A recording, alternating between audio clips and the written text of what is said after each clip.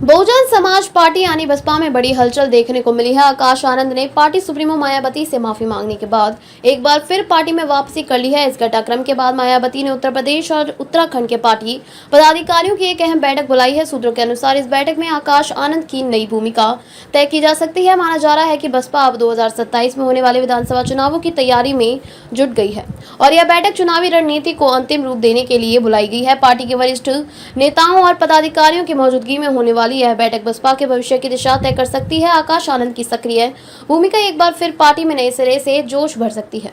बसपा प्रमुख मायावती से सार्वजनिक रूप से माफी मांगने के बाद आकाश आनंद की घर वापसी हो चुकी है। बसपा में आकाश आनंद की वापसी के बाद बुधवार को मायावती ने लखनऊ में यूपी और उत्तराखंड के पार्टी पदाधिकारियों की बड़ी बैठक बुलाई है, जिसे काफी अहम माना जा रहा है।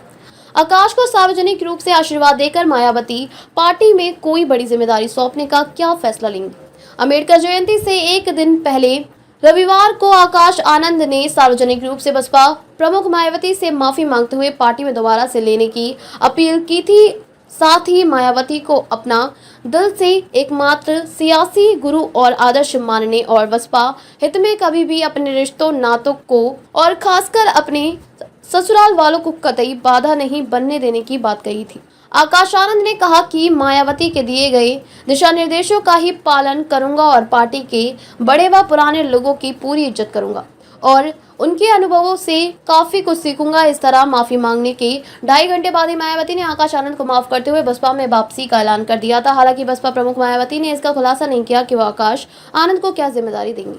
बसपा में आकाश आनंद की वापसी होने के बाद पहली बार मायावती ने पार्टी नेताओं की बैठक बुलाई। यूपी और उत्तराखंड नेताओं के साथ मायावती लखनऊ में बैठक जरूर दिशा निर्देश दे सकती हैं। पार्टी ने बताया कि बैठक में जमीनी स्तर की तैयारियों की समीक्षा, अब तक सौंपे गए प्रमुख संगठनात्मक कार्यों की प्रगति के आकलन और जनता के बीच पार्टी की उपस्थिति को मजबूत करने के लिए भविष्य की रणनीति तैयार करने पर सर्वाधिक ध्यान दिया जाएगा।